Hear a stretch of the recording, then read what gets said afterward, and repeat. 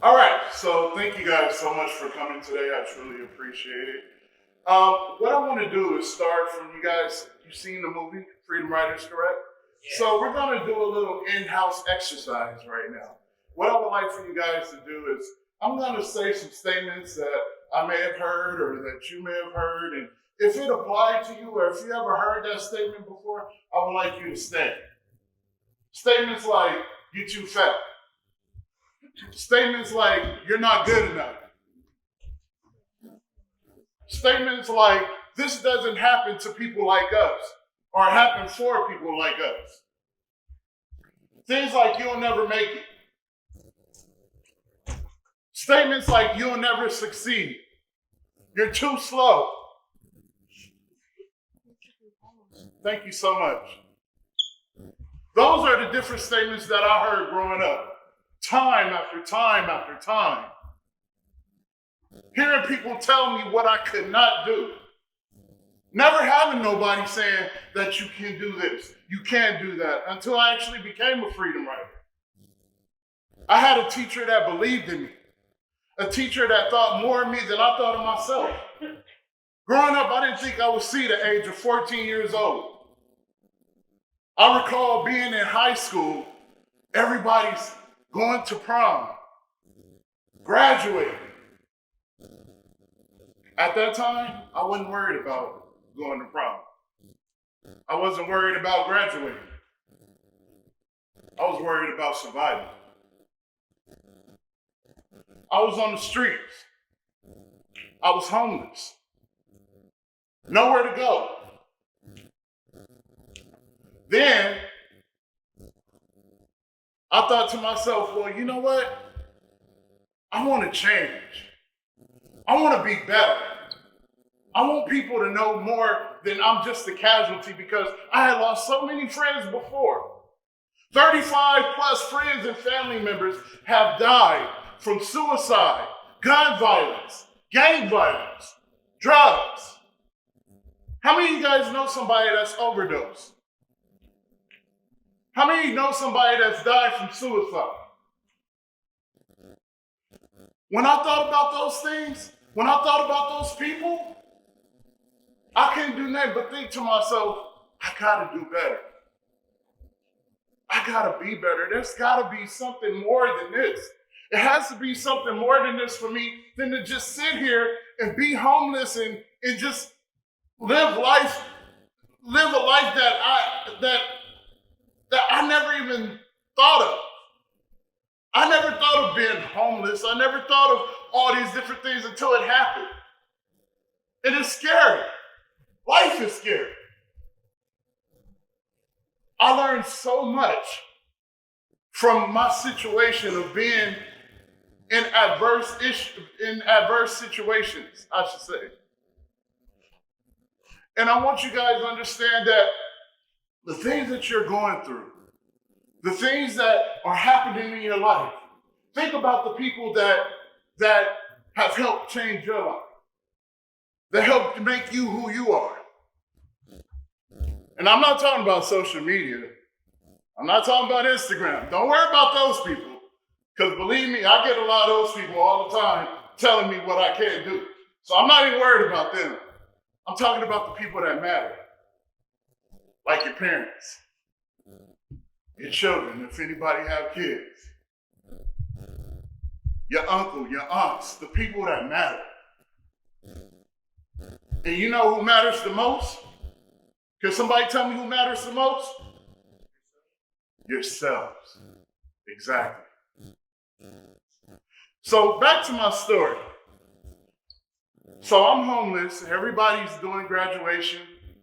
Everybody's doing prom. And I'm homeless. So I think to myself, I gotta do better. I gotta be better. And one of the biggest things that I wanted to do was prove to the person that mattered to me at the time, which was my mother, that I could be something and make something of myself. So as I thought, I said, you know what? I'm gonna do what I have to do. I'm gonna do what I gotta do to survive. I'm gonna do what I gotta do to thrive. So I started going to school. I sat down with my counselor. I said, what can I do to try to be better and graduate? She said, well, she looked down at my paper, looked at my grades. It said, I don't know if anything can be done at this point. It's too late. So I thought, well, I gotta do something. Even if I fail trying, just like 50 Cent said, get rich or die trying. Even if I fail trying, I need to do something. So she said, okay, let's try this. You take a 0 period. You can take first through whatever periods I had at that time. It was a long time ago. As well as after school, you take classes after school and take classes off campus. So I did exactly what she told me to do. After I did what she told me to do, I'm going through all the courses. I went through that time period. And I'm like, wow, I did it. I actually did it. So I should finally be able to graduate. So my counselor looks at my paper. Okay, good job, Darrius. It looks like you will graduate. So I'm happy, I'm excited. I called my mom. Hey mom, guess what? I'm gonna graduate. And she like, really? Yeah, I'm gonna graduate, Mom. I finally did something to make my mom proud. After some time passed, I found out later on that, oh, we made a mistake. Not gonna graduate. I think that was one of the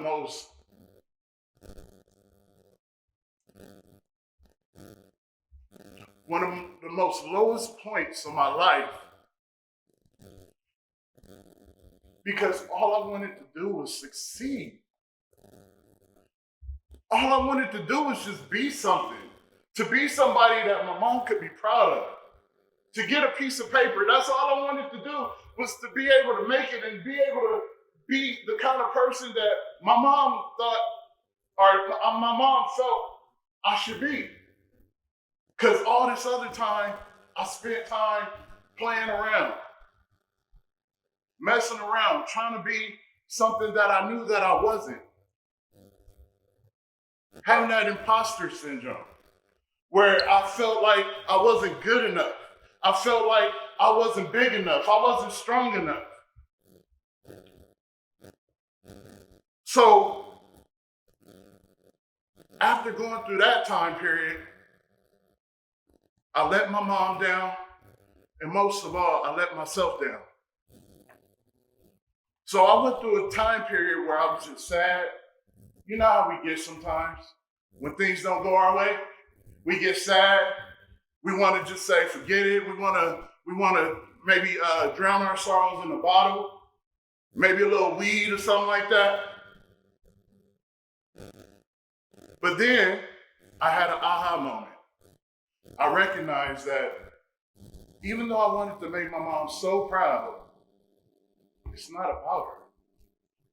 Because see, when you depend on people and when you try to please people, they let you down all the time. So it's important to recognize that it's the most important person in the room. When you're trying to do something in life, it's you. Except for when you're married, every morning when you wake up, who's the first person you look at? No, I said except for when you're married. Who do you look at? Yourselves. Think about it. We stare at ourselves every day in the mirror, and we fail to give ourselves any affirmations. We fail to say what we can do in life. We always talk about ourselves and talk about what we can fix. Oh, I got a pimple here. I got this there. We don't never get in the mirror. You know, it's funny, I actually, for myself, I get in the mirror and I say, you know what, Darrius? You're a handsome devil. You know what, Darrius? You are a sexy beast. You should love your life today, Darrius. You get to do something every day that you love. But I didn't do that before. And a lot of us in the world, we don't do that at all. We get in the mirror and we demonize ourselves. We talk about how bad we are. We talk about how bad things look and what we should be. But at the end of the day, I understand that it all starts with you. What's in your mind is what will become your reality. For you guys to be sitting here today, think about from where you started. Think about where you started.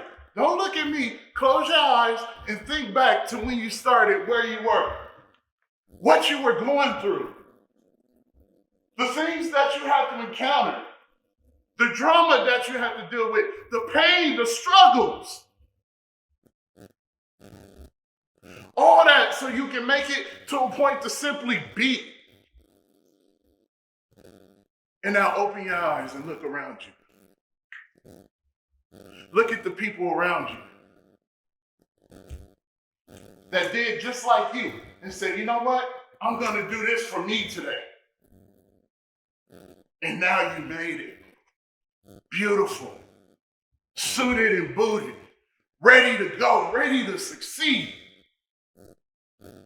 Give your guys a hand. Give yourselves a hand.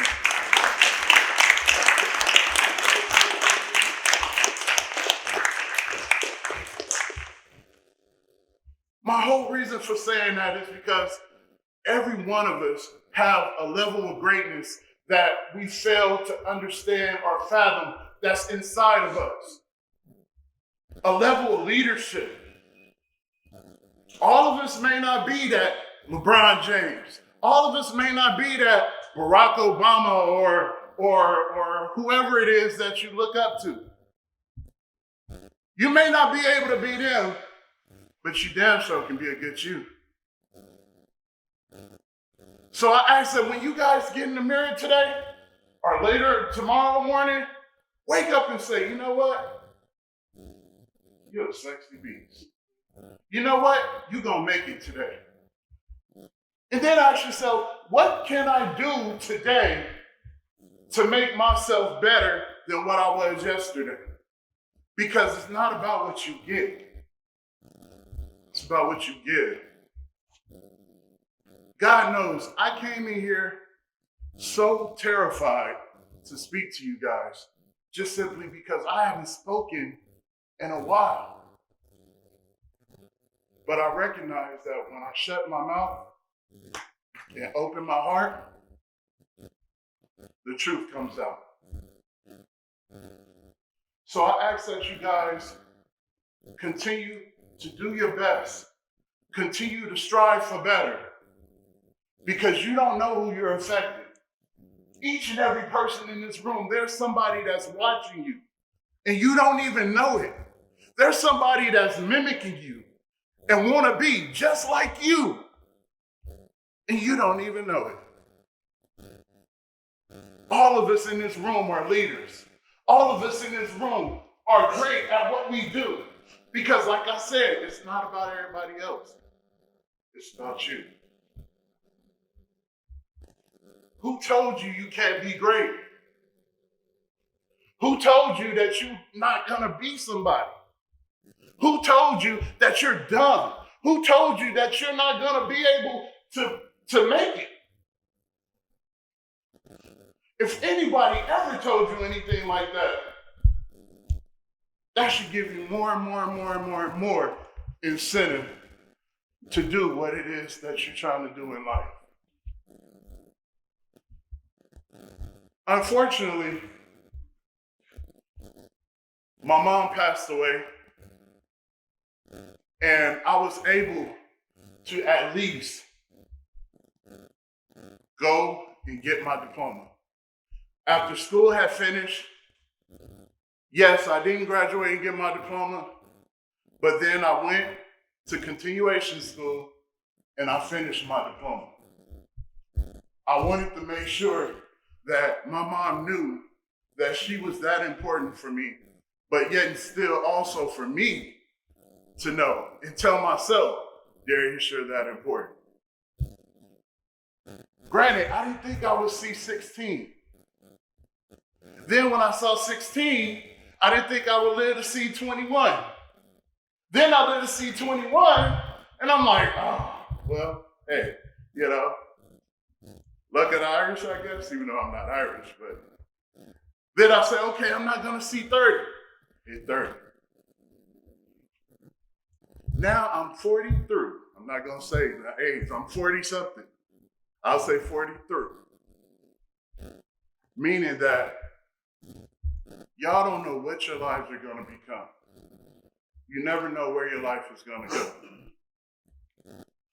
But remember that you're in the driver's seat. So you can either continue to drive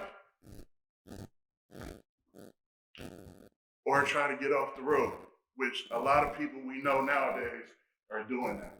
By trying to get off the road by committing suicide, doing drugs, doing things that's going to take them out. I went to 2 funerals this year already because of young people that have overdosed on fentanyl. I don't ever want that to be you guys' destiny. I don't ever want that to be the destiny of the people that you love. So it's important for us to be the greatest that we can be. It's important for us to be who you are. Because like I said, you never know who's watching you. You never know who's following you, who's planning on being, if not who you are, if not what you are, better than what you are. So I thank you guys so much for having me here to be able to share my story, to be able to speak with you and love on you guys and let you know that I'm so proud of you all for doing what it is that you do. Because you guys are special. And you guys will go on to do so many different things. And I heard that some of you guys went to my alma mater, Long Beach City. Whoop, whoop. So I ask that you guys just definitely think about the things that I said today. And I hope that you understand that life is fun. It really is. When you get older, it's really gonna make you laugh. Because for me, I felt that I just didn't think I would exist at this time in life. And now I just want this young lady right here to stand up. Can you stand up, please? Just stand up. The reason why I'm having this young lady stand up is because this is my oldest daughter. I didn't think I would have kids. I didn't think I would be a family man. And now I tell this young lady on the daily that you're the reason why I live. You're the reason why I breathe. After having my daughter, everything in me just changed. And I'm not telling y'all to go out and have kids. I'm just saying that find your inspirations in life and utilize, you can have a seat, sweetie. Find your inspirations in life and recognize that those inspirations should be your North Star. That means that that's that thing that makes you want to wake up in the morning. That's that thing that makes you want to just become better than what you were yesterday. To me, my family, my wife, my daughter, they're my North Star. And every day I wake up thinking to myself, what can I do to be better for my North Star? So thank you guys for having me. And I appreciate you guys for embracing myself as well as the Freedom Writers, and continue to enjoy our film, our books, and thank you.